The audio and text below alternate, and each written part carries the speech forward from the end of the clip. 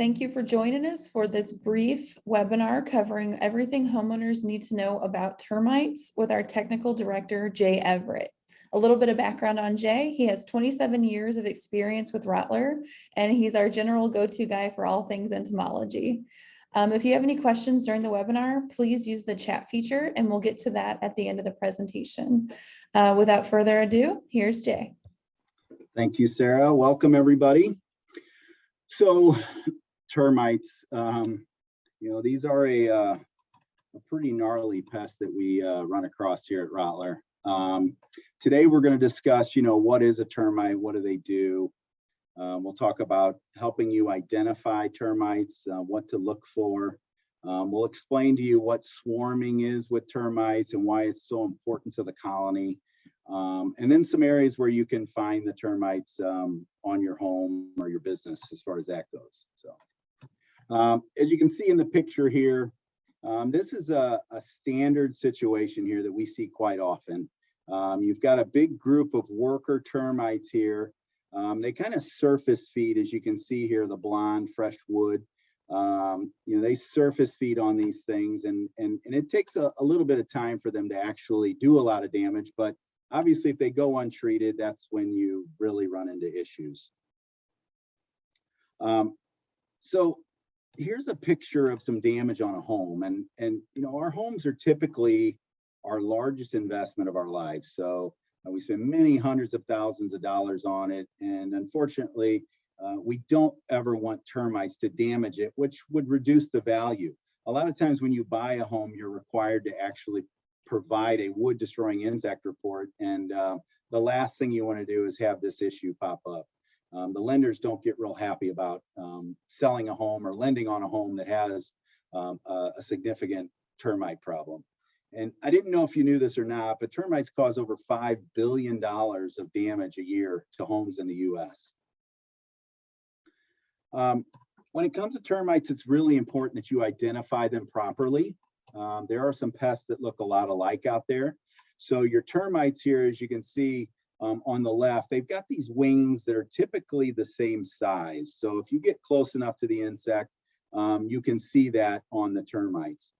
Whereas with the ant here, which is a very common pest that looks very similar, the wings, you have two pair that are longer than the shorter two pair, obviously. The other things we look for with ants is a pinched waistline.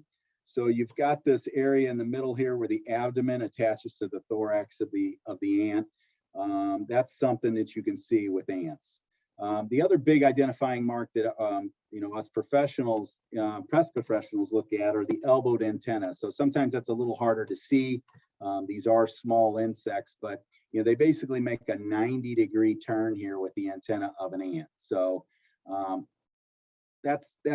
those are some things that'll help you with the identification of these pests. So there are a number of different species of termites out there. The species we deal with typically here in the Midwest are the eastern subterranean termites. There are some formosans and drywood termites that attack the home in different ways and have some different characteristics. But the species we have, it basically comes from the soil up to the home, usually underneath the home or alongside the home where the soil meets the foundation. That's where you're typically going to see these guys pop up. The star of the show here, though, I have to tell you, in the termite, the eastern subterranean group or family, they have three different caste members. The workers, which are in this picture here, they're the only ones that actually consume the wood. So they're the ones that are coming up through those little shelter tubes and feeding on your home and bringing that material back to the rest of the colony and feeding them. So they break down the wood so that it's palatable and can get the nutrients out of it for the soldiers.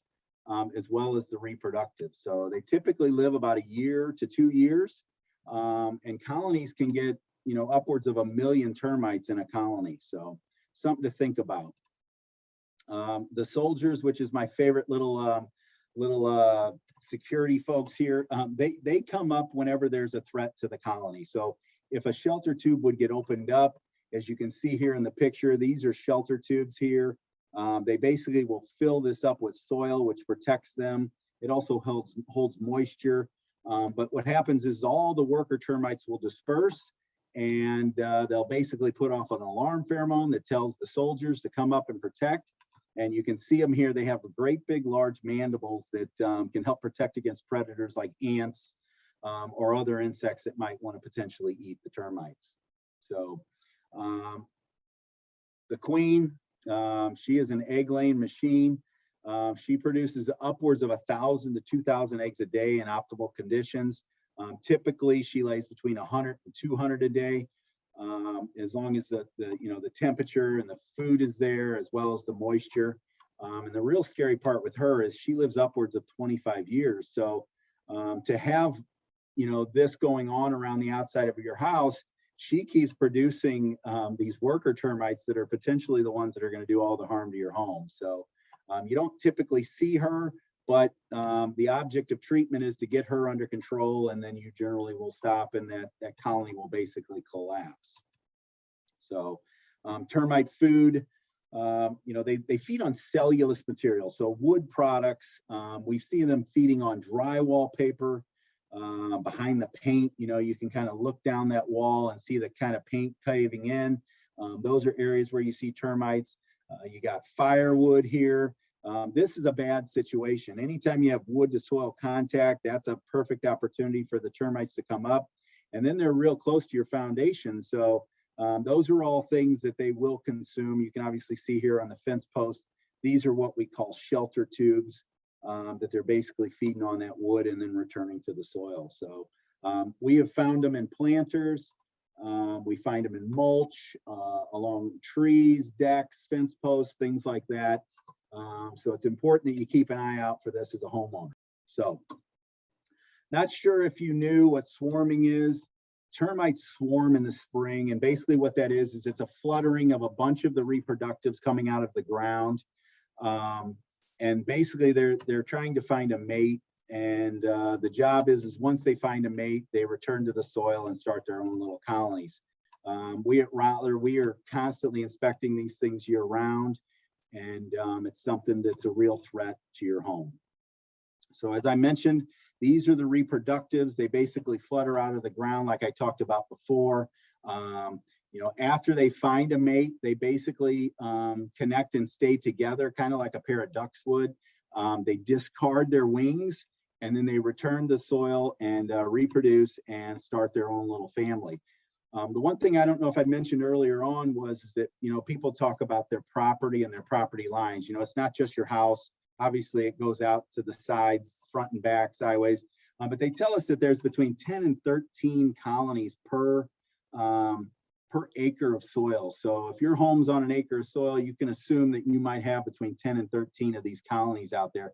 And every year they're trying to enlarge that colony through this swarming process. So something to pay attention to. Some examples of where you might find these swarms. Here's an example where they're coming out of the soil underneath a garage floor. You can see them kind of coming out. They're going to potentially fly off from here. You may even find this under your porch, down in your basements or your crawl spaces, under decks. Basically anywhere the soil and the foundation meet is typically where these guys are going to swarm out. So some examples of how they may gain access to your home. We try to teach all of our folks here at Rottler to understand construction, and I'm going to kind of give you a quick construction education here. So the bottom part of your home is the footing here that supports the foundation walls.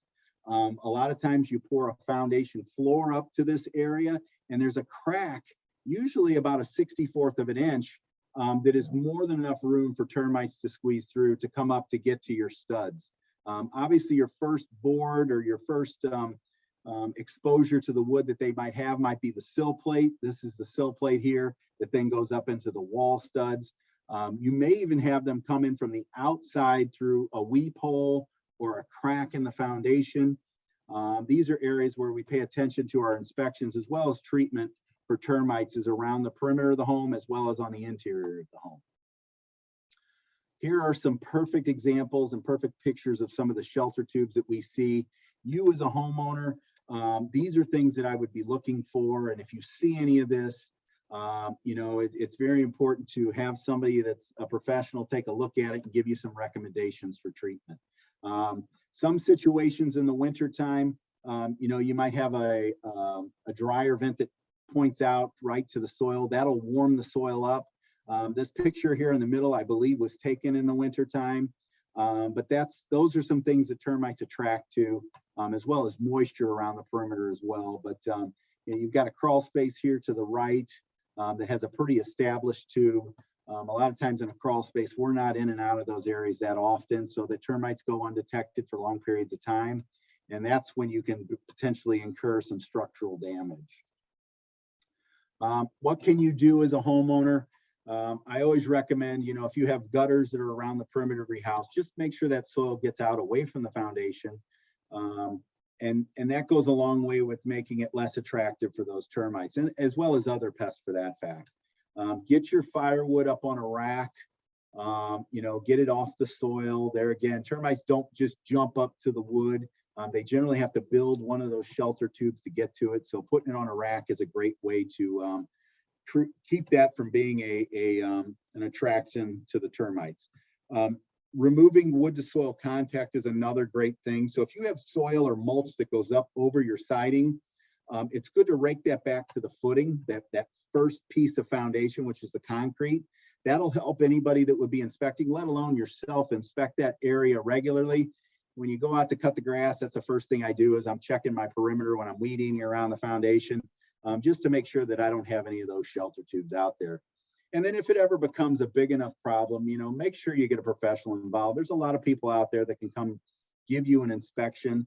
And, as always with Rottler, we always give a free inspection to our customers. And if you would be interested in that, reach out today to our customer service at rottler.com site, or you can give us a call at 877-768-8537. With that, are there any questions, Sarah? There's none that have come through so far, but if there are any, please feel free to submit those either in the Q&A or in the chat.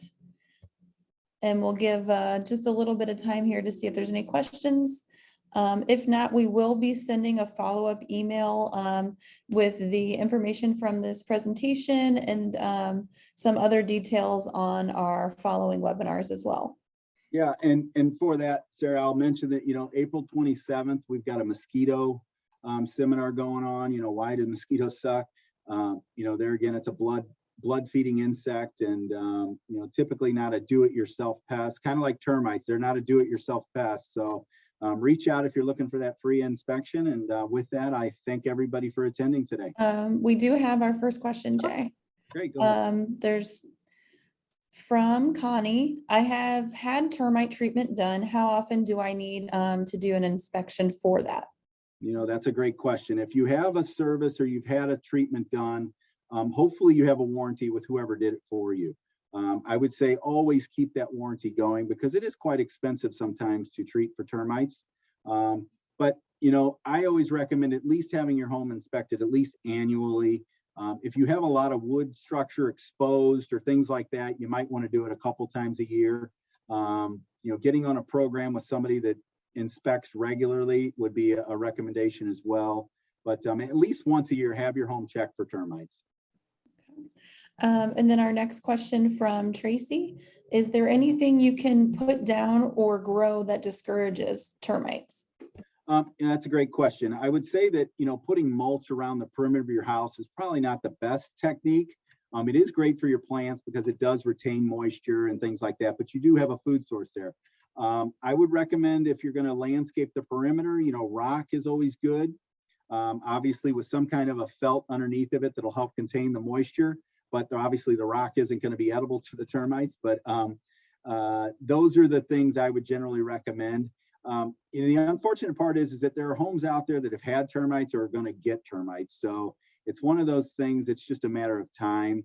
And I like mulch myself. I use mulch around my home. It's inexpensive. It looks good. It's good for my plants. And my treatment has protected my home from that situation. So, it's really up to you what you want to do there. But if you're concerned with it and you're trying to make it a non-attractive area for termites, use the rocks or those types of landscapes. Okay, great information, Jay. Was there any other questions at this time? If so, please put them in the chat feature. All right, it looks like that answered Tracy's question. So thank you, Tracy, and thank you, Connie, for your questions. If there's no others, then we will let you guys get back to your day. We're trying to keep this within the 15-minute window. So we're 1 minute over during that lunch hour. Thanks, everybody. All right, thank you for attending, and we'll hope to see you on the next one.